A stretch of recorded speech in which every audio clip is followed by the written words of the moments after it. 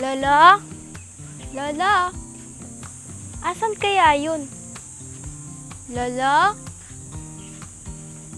Bakit, Maya? Lolo, sabi po ng guro ko, may matatanggap po akong karangalan sa school namin. Talaga, Maya? Ang galing naman ng apo ko. Para sa inyo na din po to, Lolo. Kasi magmula nung iniwan kami ni nanay, ikaw na po yung nag-alaga sa amin ni ate. Salamat, Maya. Asahan mo, di ko kayo pababayaan ng ate mo. Salamat din po, Lolo.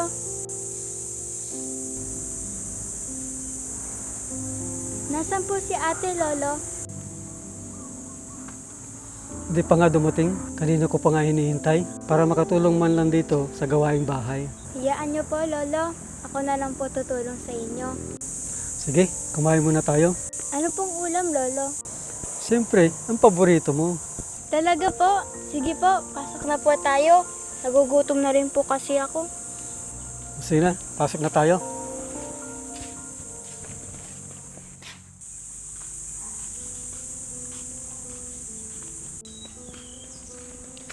Mano po, Lolo?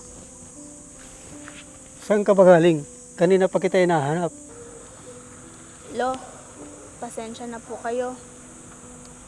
Hindi ko na po kayo ginising kaninang umaga, kaya hindi na po ako nakapagpaalam sa inyo. Saan ka nga nagpunta? Doon lang po sa kaibigan ko, Lolo. Bakit? Anong ginawa mo doon? Ito po pala pera, pambili po ng bigas natin. Saan galing to? Basta po, Lolo, inipon ko po yan galing sa mga baon ko. Meron ba? Sige, pumasok ka na sa loob. Kumain ka na. Sige. Ano nagsilingin? Uno yung boy. Nagsiling mo ating motor mount. May tayo. Atratik ang gamitam? GR4 ceramic coating. Ano yan? Mabaling pa gamit pang lugan natin for wheels. Nagmayatan si ka. Pagkakatangan matikas ta boy. Magatang mo ito di TikTok, Shopee, Lazada. May ibus nga ro din eh. So gumatak to manin. May met pa no gumatang ka tikas to iti gatangay mag di buy one take two, buy one take three ta mas makatipid ka jay. Nung mabalin uri may isa lang kasta. Mabalin latta. Nagmayatan ni si ka. Nagsilang na eh. Gumatang to mamutikas ta. Uy, kita mo ni ati lugan ko. Kasla barbalulat ta kanayon. Nagsilang na eh. Di mo lang nagiganan magasgas. Nagkartika mo tayo. Mga lang mo ti. Sige po, Lolo. Busog pa naman po ako. Meron ba? Sige, aalis na ako.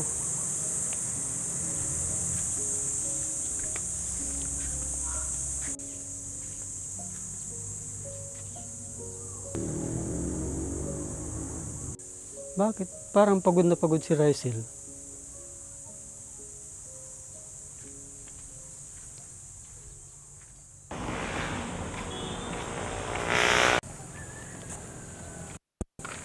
Oh, Rysel, saan ka pupunta? Magandang umaga po. Naghahanap po sana ako ng mapapasukan na trabaho. Hindi ba nag-aaral ka pa?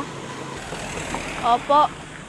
Kaso po, gusto ko pong maghanap ng mapapasukan na trabaho para po makatulong sa lolo ko. Matanda na po kasi siya. Alam kong nahihirapan na din po siyang magbukid. Sigurado ka bang gusto mong magtrabaho? May alam akong pwede mong pasukan. Talaga po? Sige po. Kahit ano pa yan, papasukan ko. Sige, tara, sama ka sa akin. Sige po.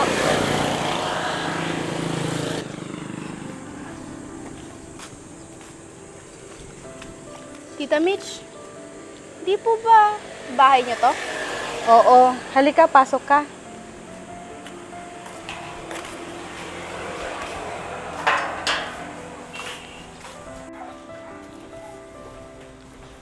Maupo ka muna. Salamat po. Ano pong gagawin ko dito? Hindi ba gusto mong kumita ng pera? Opo. Dito ka na muna sa bahay ko. At wala naman akong kasama dito. Pwede ka naman mag-uwian. Talaga po? Sige po. Huwag kang mag-alala. Hindi naman kita gagawin katulong at may katulong naman ako dito. Eh, ano pong trabaho ko dito? May maliit akong tindahan dito. Kaya habang wala ako, ikaw na muna magbabantay. Ano, gusto mo ba? Gustong gusto ko po, tita. Masayang masaya po ako dahil binigyan niyo po ako ng trabaho. Makakatulong na po ako kay Lolo kahit papaano.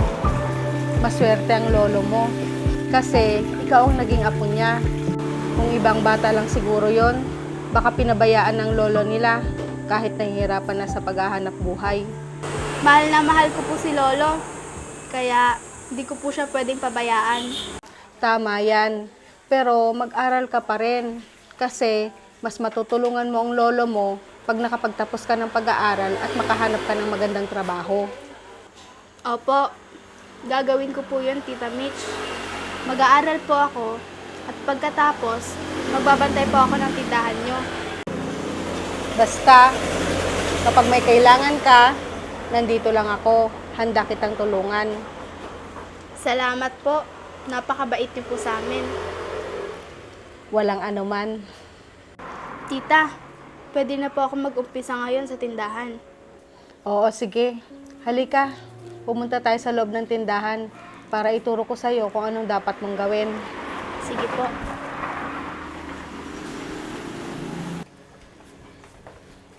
Basta, ganun lang ang gagawin mo. Kapag may kailangan ka, tawagan mo lang ako. Opo, Tita Mitch. Madali lang naman po pala ang gagawin dito sa tindahan nyo. Basta, lagi ka lang alerto sa mga bumibili dito ha. Kasi minsan, maraming loko-loko dito. Naku, Tita. Hindi sila uubra sa akin.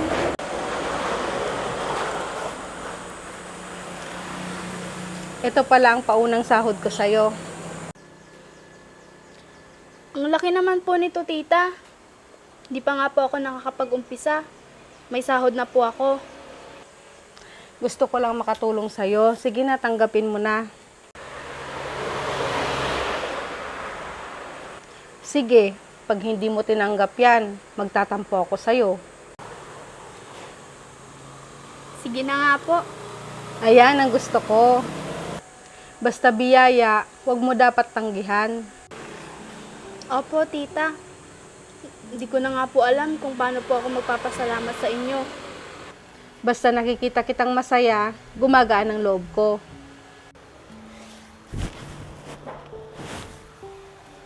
Naalala ko po sa iyo ang nanay ko, Tita.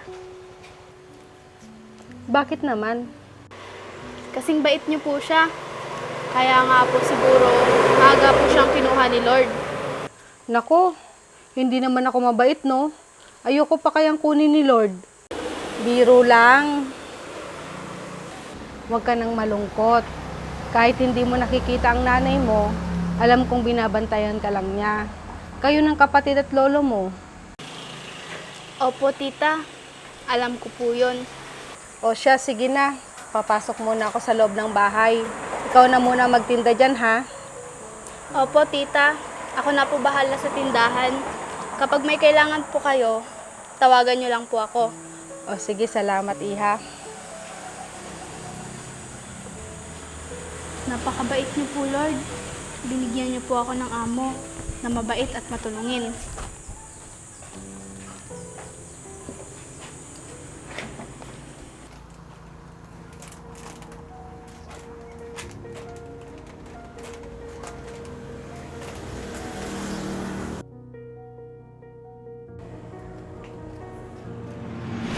Teka, si Rysel yun ah.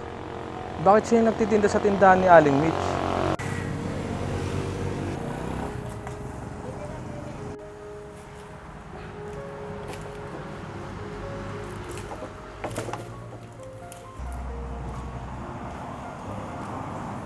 Sasabihin ko kay Mang Manny ang nakita ko. Pero, wag na nga. Baka gusto lang ni Rysel makatulong sa lolo niya.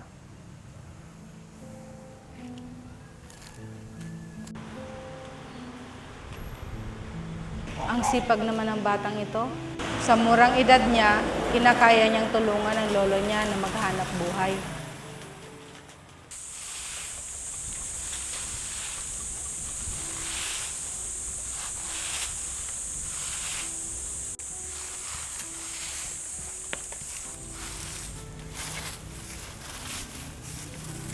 O Maya, nasaan yung ate mo? Di ko po alam, Lolo. Kanina po, pagising ko, wala na po siya sa tabi ko. Saan kaya nagpunta? Di mo lang nagpaalam sa akin. Sandali lang at hanapin ko yung ate mo sa mga kaibigan niya. Ingat ka po, Lo. Saan kaya pumunta si ate?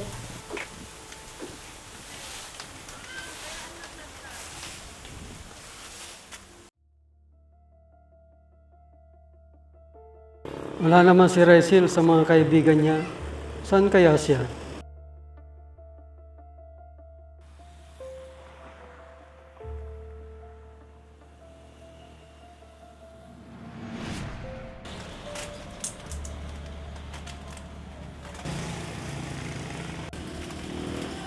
O Raisil, anong ginagawa mo dito?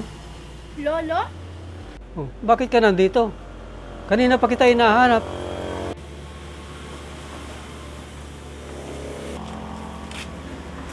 Lolo, pasensya na po kayo kung hindi ko po agad nasabi sa inyo. Pumasok po ako dito na tindera. Di ba? Nag-aaral ka pa? At hindi mo naman kailangan magtrabaho? Lolo, gusto ko pong makatulong sa inyo. Alam ko naman pong nahihirapan na po kayo magpaaral sa amin. Kaya ko lang naman po ito ginagawa para na rin po may panggastos po tayo sa araw-araw. At pangbaon na rin po namin ni Maya. Pasensya ka na, Apo. Kung hindi ko nabibigay lahat ang mga pangangailangan nyo. Naiintindihan po kita, Lolo. Gusto ko na nga po agad na makapagtapos ng pag-aaral para po ako na lang po ang magtrabaho sa atin. Kaya ko pa naman ang magtrabaho ko. Lolo, sa edad nyong yan, kailangan nga po hindi na po kayo naghahanap buhay. Dapat po sa inyo, nasa bahay na lang po. Dahil matanda na po kayo at baka mapano pa po kayo. Basta kaya ko pang magtrabaho, gagawin ko para sa inyo ng kapatid mo. Alam niyo po, Mang Manny, nakikita ko sa apo ninyo na may pangarap siya sa buhay. Sa inyo pala ang tindahan na ito? Opo, nakiusap po si Raizel na magtrabaho habang nag-aaral po siya para daw makatulong po sa inyo. Nakakahiya naman po. Di ko sana siyang papayagan magtrabaho. Kaso, siya may gusto nito. Hindi naman po mahirap ang trabaho ko dito, Lolo. At isa pa, mabait naman po si Tita Mitch. Kung ganon, ikaw ang bahala. Basta't, huwag mo lang pababayaan ang pag-aaral mo. Opo, Lolo. Salamat po. O siya, sige na. Uwi muna ako sa atin. Walang kasama ang kapatid mo. Sige po, Lolo. Mag-ingat po kayo. Salamat nga pala, Mitch, sa pagpasok mo dito kay Raizel. Wala po yun, Mang Manny. Gusto ko lang din pong makatulong sa inyo ni Raizel. O sige, aalis na ako. Mag-iingat po kayo.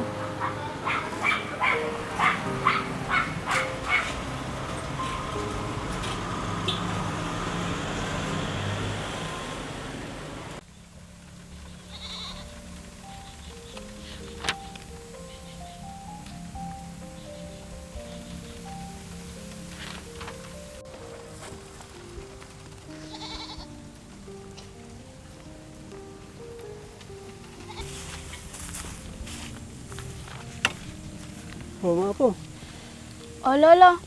Mukhang pagod na pagod po yata kayo, ah. Maupo muna po kayo. Maya, kuhanan mo ng tubig si Lolo. Bilisan mo. Sige po, ate. Sandali lang.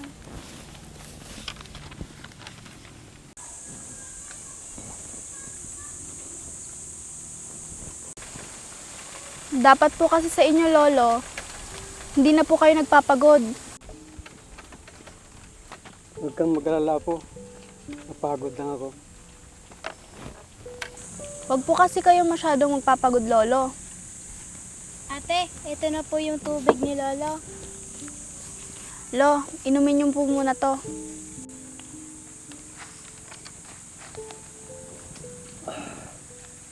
Salamat sa inyo mga po. Sa susunod po, Lolo, Huwag na po kayo magpapagod. Oo, mga apo.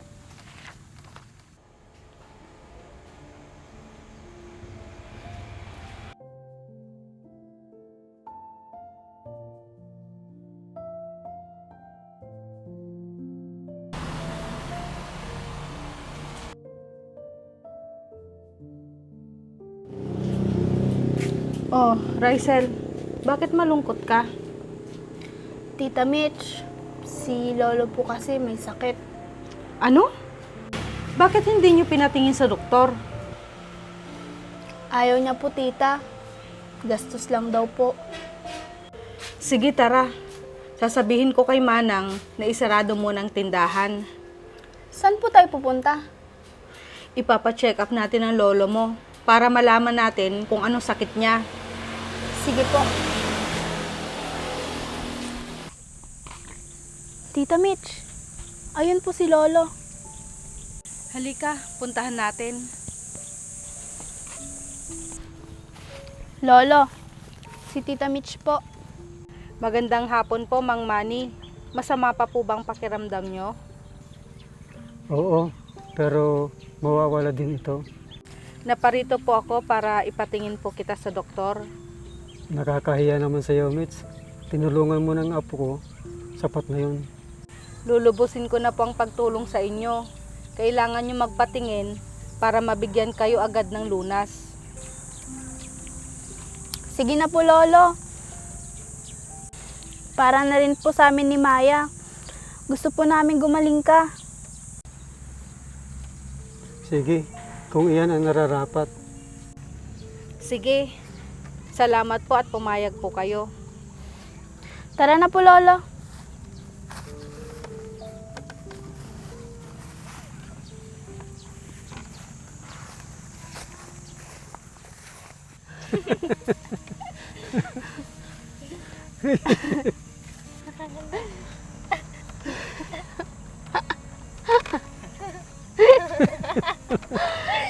Bitawan mo. Magandang araw po sa inyo. Magandang araw din sa iyo, Mitch. Magandang araw po, tita. Magandang araw din po, tita. Kamusta na po ang pakiramdam nyo, Mang Manny? Ayos na ang pakiramdam ko, Mitch. Mabuti po kung ganon. Basta po, inumin nyo lang ng maayos ang gamot ninyo. Maraming salamat pala sa iyo sa pagtulong na maipagamot ako. Kaya nga po, tita. Kung hindi po dahil sa inyo, hindi po maaagapan ng sakit ni Lolo. Salamat po. Wala po yun. Ang hangad ko lang ay makatulong sa lahat ng mga nangangailangan ng tulong ko.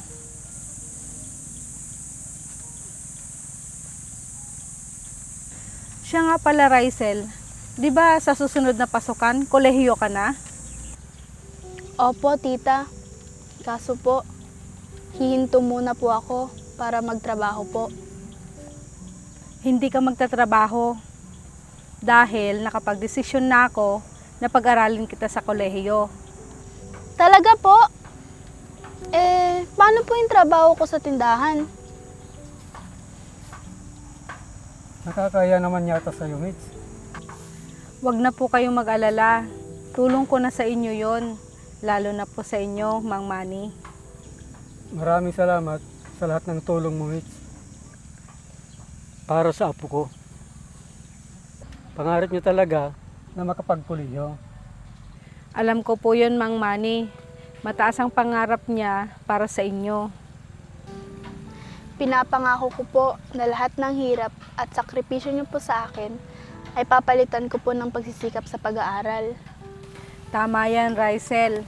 Mangarap ka at tuparin yan para sa pamilya mo. Opo, Tita Mitch. Pangako po na hindi masasayang ang pera niyo sa pagpapaaral sa akin. Maswerte tayo mga apo. Kasi may isang katulad ni Mitch na handang tumulong sa atin. Bihira na lang ang katulad ni Mitch sa panahon ngayon. Sana magsilbing inspirasyon ito sa iba pang may pusong katulad mo. Naku, Mang Manny, maliit na bagay lang yun kumpara sa naitulong ng Diyos sa buhay ko noon. Bakit? Ano bang pinagdaanan mo noon? Saka ko na lang po ikukwento, Mang Manny. Sige na nga. Mga apo, bumili muna ka ng merienda natin para makapagmerienda kasama natin si Mitch. Opo, Lolo. May pera pa naman po ako dito. Ito na lang pong pabibili ko. Tara, Maya. O sige, mag-iingat kayo sa pagtawid nyo ha. Opo, tita.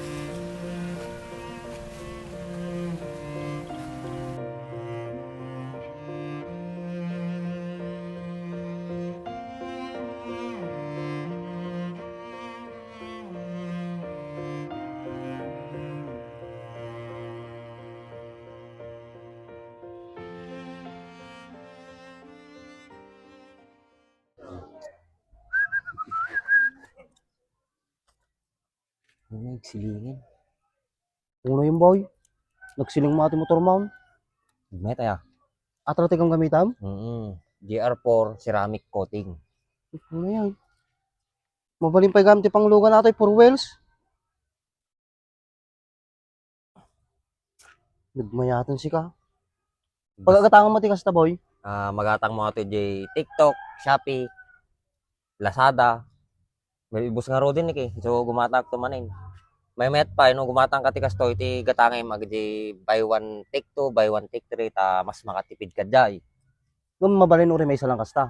Mabalin latta. Nagmayatan ni si ka. Nagsilang na eh. Umatang to mamuti kasta. Uy, kita mo ni ati lugan ko. Kasla barbalon at takanayon. Nagsilang na eh.